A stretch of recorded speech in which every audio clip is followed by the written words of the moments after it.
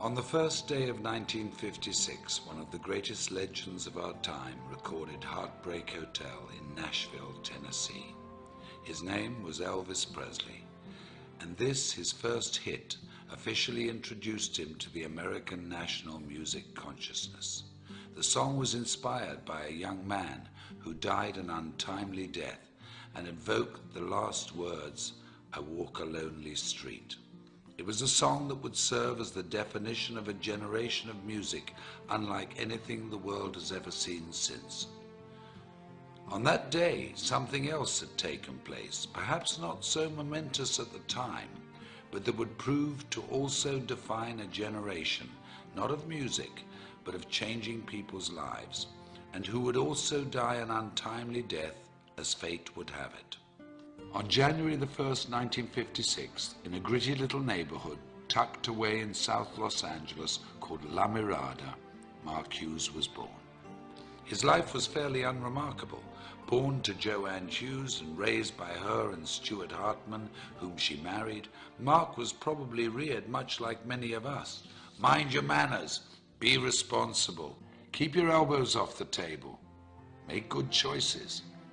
He was skinny and good-looking, polite and friendly, and very protective of his two younger brothers. The quietest of the three boys, he'd inherited his mother's good looks and Stuart's focus and intensity.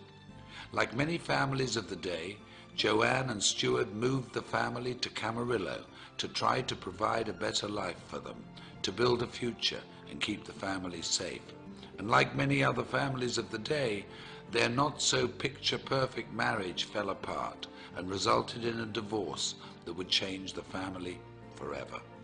Mark's childhood was like many in the growing suburban community: school, day trips to the Channel Islands, bicycle rides and fishing outings. That all came to an end after the divorce, and Joanne began to chase her youth, trying fad diet after fad diet. It was a scary time for Mark, and when Joanne became sick in 1969, when Mark was just 13 years of age, the family returned to La Mirada. They lived with her parents, Mark's grandparents, Lawrence and Hazel Hughes, who took the family in and took care of them as only family could. But despite their best efforts, and with Mark's never-ending grief, Joanne died of complications from the deadly combination and steady use of weight loss and sleep aids.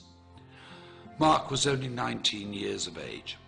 It was then he decided he would make a difference in the world, with his mother as his beacon, and the goal of preventing what had happened to her happened to anybody else. While fundraising for a California youth group, Mark had found his calling. He was charismatic, charming and persuasive. He'd even convinced then Governor Ronald Reagan to part with $500. And with the taste of success in his mouth, the goal of changing lives through better health as his objective, the idea of personal financial freedom, and the memory of his mother in his heart, Mark Hughes entered the world of direct selling and network marketing. In 1976, Mark began selling Slender Now diet products, quickly becoming one of their top 100 earners. When the company collapsed in 1979, he sold exercise equipment and weight control products for Golden Youth, another direct sales organization. And when Golden Youth also failed, Mark decided to start his own company.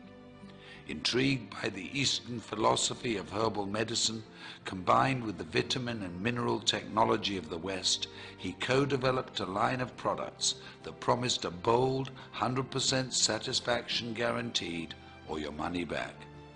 At 24 years of age, Mark Reynolds Hughes, having taken his mother's maiden name, introduced Herbalife in the United States and single-handedly rewrote direct selling history. Unremarkable turned quite remarkable, if you ask me. I often wonder what he would think if he could see us today, sitting here in this arena, looking at how big our organizations have grown, reflecting on the company's incredible retention rate, tasting our new products, walking into a nutrition club, celebrating success at a new president's team experience, how proud he would be. How incredibly happy we would have made him. I know in my heart, as many of you do in yours, that his light is what has made this possible, that his vision is what fuels us, that we are forever changed because of his influence on us and his belief that despite what we may think of ourselves every now and again, we're truly remarkable human beings. What a gift we've been given. What an incredible, invaluable, unique gift. I had this incredible dream when I wanted to start the Herbalife company that we could help people lose weight and we could help them do it safely, and they would have not just hope, that they would have reality